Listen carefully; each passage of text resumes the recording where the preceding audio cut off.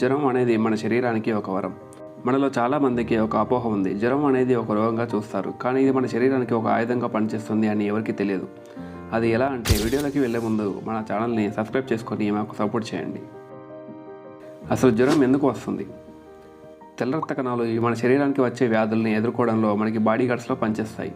వాతావరణంలో వచ్చే మార్పుల వల్ల కావచ్చు, లేదా మన ఆహారపు అలవాట్లు, ఇలా ఏదో ఒక రకంగా వైరస్లు, బ్యాక్టీరియాలు మన శరీరంలో చేరినప్పుడు వాటిని నాశనం చేయడానికి ఇమ్యూన్ సిస్టమ్ తెల్ల రక్త కణాలని రిలీజ్ చేస్తుంది.